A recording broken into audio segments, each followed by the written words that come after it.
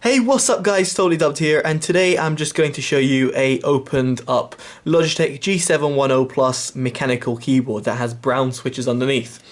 So as you can see, I have gotten the shell out, and you might be thinking, why on earth did you do that? Well, it's quite simple because I want to spray paint this in a color. I won't be spray painting it on video, unfortunately, because I'm actually my dad's a mechanic, and he's going to send it to the body shop, and they're actually going to do it pretty professionally. Let's put it that way. So I thought I'll rather go that route rather than the noob at home with just a spray can. So yeah. On top of that, I get more color choices. And with one of the color choices I want to go for is a Lamborghini-esque yellow. So you can see this yellowish pearlescent color. That's the type of color that I want to go for on this keyboard. So this shell all in yellow. And you might be thinking, well, that's pretty crazy, that's pretty bold. And yeah, it is. And in honesty, I don't know how the hell it's going to turn out, but in honesty, I want it to make it look unique. And more so, I love that color. I absolutely love that color, especially on a car, and therefore it would be really intriguing to see how it actually turns out on a keyboard. So I can say it's almost like mini Lamborghini. So in order to do this, it's actually quite simple. You've got a couple of screws at the back, and you just want to unscrew them, and then you'll be like, okay, it's going to come off easily. No. It takes a lot of force to get this plastic bit off the actual keyboard. It's quite hard to do so, and you're going to need a lot of force. In fact, maybe a bit too much force, and you might actually break one of the clips like I did, and be like, oh damn, I broke one of the clips. But it's nothing to worry about. It's one of the clips out of many which is on the keyboard. As you can see, it's there, whereas like this one is on there. But I'm going to try and super glue it back on before it goes to the body shop, in order to potentially save that clip. But anyway, it doesn't really matter. But yeah, you need a lot of force. So don't think there's any other screws holding it back or any glue. It's just that you need a lot of force and these clips that need to be basically forced to open. Once you got that out, then you've got certain things that you want to possibly get out if you want. First of all is the keys. Now the keys are pretty simple actually. For example, you've got the M3 key over here. It goes in like so, and just at the back, all you want to do is just push it and it pops out. That's one very simple thing. Then you've got this little see-through white colored plastic, and that goes over here. So it looks like that on the keyboard. It goes over here for the game mode and the scroll lock, num lock, and caps lock.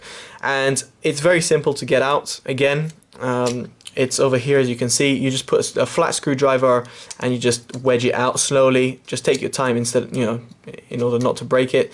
And you wedge it out and it comes out all in one piece.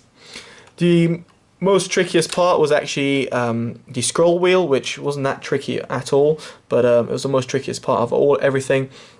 Essentially, the scroll wheel has a short stem and a long stem, and the long stem goes into this little wheel over here which controls the volume, and that goes over here. Now what you want to do is use like a flat screwdriver, which is like so, and at the top of these holes was a little black kind of rivet or finish, which basically essentially keeps the PCB to the plastic. You want to get rid of those, and then put your screwdriver over here and then wedge it open slowly, and just take your time and it will pop loose. Once it pops loose, you want to push this PCB onto that side so it gets it's loose of the actual scroll wheel itself, the stem, and then you can get rid of the PCB. And you might find that this is quite wedged in, and you just need to use a lot of force from the top, and then it will pop out, and then you've got the scroll wheel.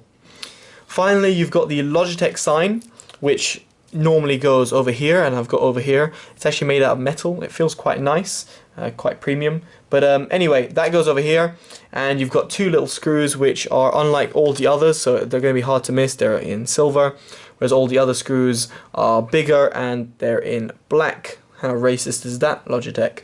But anyway,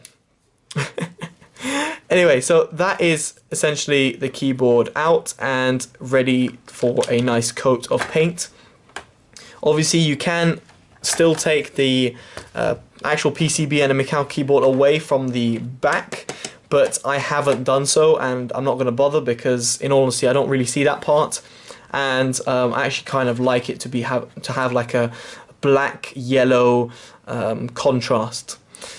Finally, I just wanted to show you the actual keyboard itself without anything on. For example, there's the code that's on the PCB, just in case you were interested in what they use. There's the one also on the scroll wheel, which is like so. But anyway, that is the codes on the PCB. Anyway guys, hopefully you've enjoyed this video. It's been very short and just not that informative, but just thought to show this and showcase it because I haven't seen anything like this, at least for this keyboard. And yeah, just I will give my progress in a separate video of how the color looked like and the finished product. I'm going to put hopefully Totally Dubbed written on the wrist rest as well on the right hand side, like over here, and that should look pretty unique as well. But anyway guys, hopefully you've enjoyed this video. If you have, give it a like, make sure you subscribe, favorite and share this video if anyone is interested in opening up their G710 Plus or interested in looking at mechanical keyboards. Alright guys, enjoy, take care, bye bye.